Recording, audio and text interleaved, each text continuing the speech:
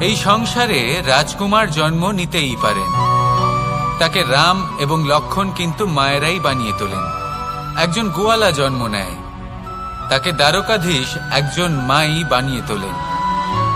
পিতা হলেন সেই পর্বত যার একটা অংশ হলো তার সন্তান, কিন্তু মা হলেন সেই শিল্পী যিনি একটা পাথরকে খোদাই করে এমন এক মূর্তি গড়ে তোলেন যাকে সকলে পূজনীয় মনে করেন।